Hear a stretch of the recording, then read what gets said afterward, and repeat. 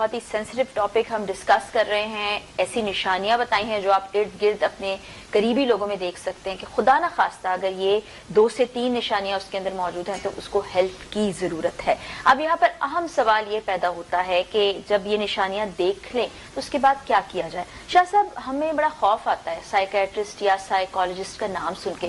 ہمیں لگتا ہے وہاں ہم چلے جائیں گے تو ہمیں بیمار کہا جائے گا. تو یہ ایسی بیماری نہیں ہے جیسے نزلہ, زکام, بخار ہے؟ دیکھیں بھی بیمار ہو سکتے ہیں. کچھ موٹی موٹی باتیں سولوشنز کی طرف. پہلی بات تو یہ یاد رکھیے کہ جس طرح جسم کی بیماری ہیں اسی طرح ذہن کی, مائنڈ کی بیماریاں بھی, برین کی بیماری بھی. اور یہ کچھ بیماریاں جو ہیں وہ نیورولوجیکل بھی ہیں, کچھ فزیولوجیکل بھی ہیں, اور یہ بیماریاں جو ہیں وہ نفسیات کے جو مسئلے ہیں. آپ اگر پیٹ میں درد ہوتی ہے, پیٹ کے ڈاکٹر کے پاس جاتے ہیں, دل میں کوئی پرابلم ہے, دل کا مسئلہ ہے, دل کے ڈاکٹر کے پاس جاتے ہیں, آپ کو کبھی شرم محسوس نہیں کرنی چاہیے. اس حوالے سے ہمیشہ کانفیڈنٹ ہو کہ یہ کوئی بڑا مسئلہ نہیں ہے, اس کو کبھی بھی اسٹگما نہیں کرنا چاہیے, اس کو کبھی بھی ٹیبور. میں آپ کو بتاؤں کہ جب ایک بندہ بیمار ہوتا ہے نا تو اس لیے بھی علاج نہیں کروا پاتا کہ وہ علاج کروانا بھی چاہتا ہے نا تو ارد گرد کے لوگ تانے مارنے لگ پڑتے ہیں. تو یہ پوری فیملی کو تھراپی کی ضرورت ہوتی ہے, پوری فیملی کو کاؤنسلنگ کی ضرورت ہوتی ہے. ایک تو موٹی سی بات یہ ہوگی. دوسری بات میری آپ سے گزارش یہ ہے کہ ایک بات نہ طے کر لیجئے, یہ میں اپنے آپ سے وعدہ کرنا ہے کہ زندگی میں جب کبھی بھی کوئی ایسی سچویشن ہے جس میں آپ کا اختیار ختم ہو گیا, اب بے بس ہو گئے اور آپ کا زور لگانے کے باوجود آپ کچھ نہیں کر پا رہے, اللہ سے مدد مانگیں.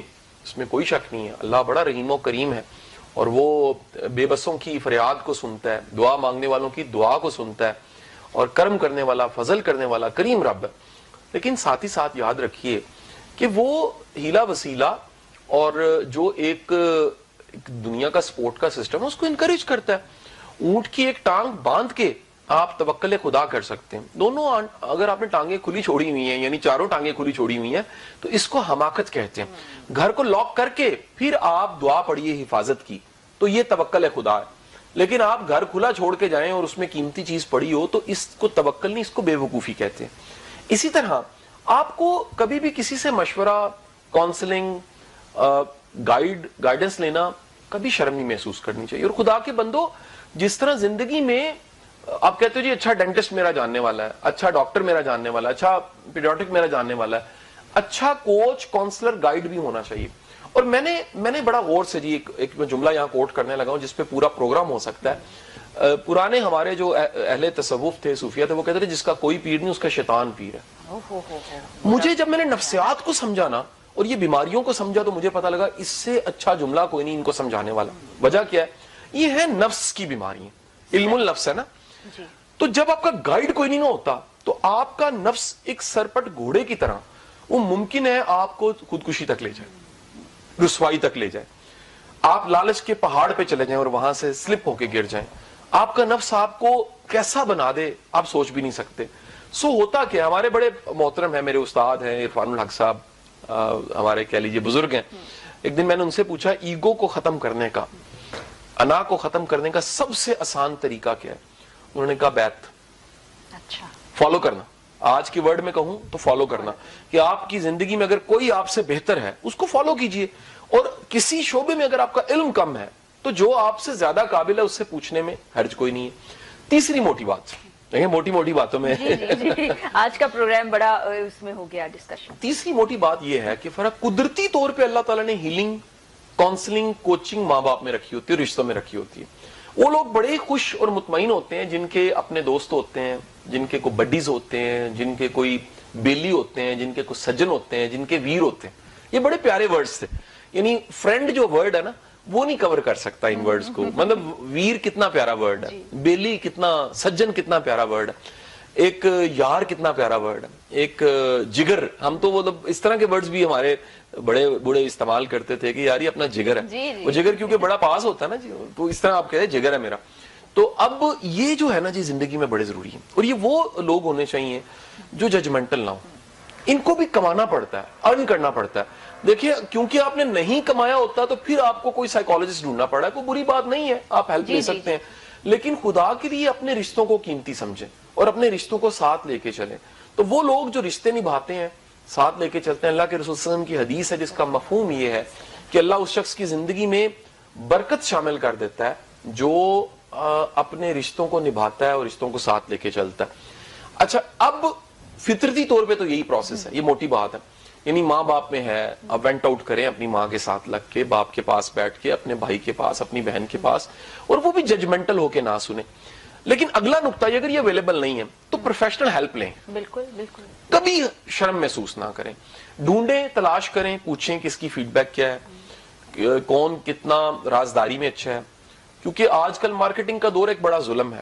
مجھے کئی ایسی سیلیبریٹیز ہیں اس پاکستان کی شوبز انڈسٹری کی، میڈیا کی، اور بڑے بڑے بڑے نام ہیں، جنہوں نے آ کے بتایا کہ شاہ صاحب ہم بڑے شرمندہ ہوئے ہیں، شرمسار ہوئے ہیں اور ہرٹ ہوئے ہیں.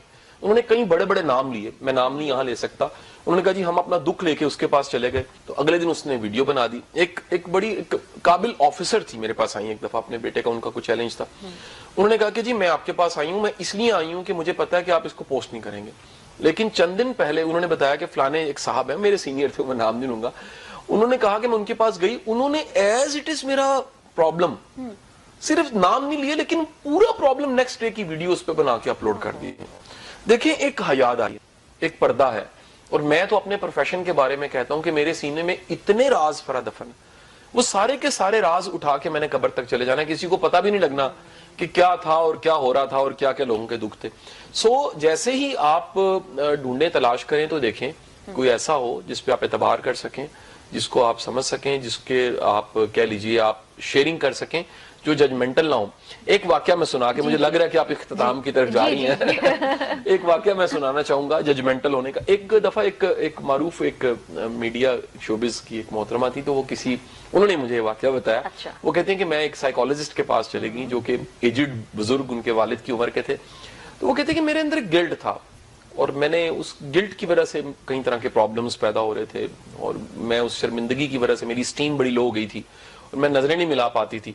تو اس نے کہتی میں نے سوچا میں کسی کے پاس جاؤں تو وہ مجھے گناہگار بہت سمجھے گا، تو میں تھراپی لیتی ہوں. تو جب وہ ان کے پاس گئی، اس نے اپنا وہ گلٹ بتایا، گناہ بتایا، تو انہوں نے اونچی آواز سے کہا لا حول ولا قوت الا باللہ. وہ کہتی جیسے انہوں نے کہا نا تو مجھے لگا کسی نے مجھے پنچ مارا، اور میں پہلے ہی چھوٹی تھی، میں اور چھوٹی ہو گئی. تو انہوں نے کہا اچھا اب کیا کرنا ہے. اس نے کہا جی مجھے بس آپ اجازت دے دیجیے، اپنی فیس بتائیے، میں آپ سے ٹریٹمنٹ نہیں کروا سکتی. اس نے کہا انہوں نے مجھے مزید شرمسار کر دیا. تو جو ایک اچھا کوچ ہے، اچھا ایک تھراپسٹ ہے، وہ جج نہیں ہوتا، وہ منصف بن کے فیصلے نہیں کرتا کہ کون بخشا جائے گا کون نہیں بخشا جائے گا. یہ اللہ کے کام ہے، ہمیں اللہ پہ چھوڑنا چاہیے. گناہ سے نفرت کیجیے، گناہگار سے نفرت نہ کیجیے. شاہ صاحب بہت شکریہ آپ کا. دیکھنے والوں کو آج یہ تمام چیزیں مجھے لگتا ہے کہ بہت گائیڈنس دیں گی، کیونکہ آج کی سوسائٹی میں رہتے ہوئے اگر ہم سوچیں کہ ذہنی طور پر ہم مکمل صحت مند ہیں تو یہ بالکل غلط ہوگا.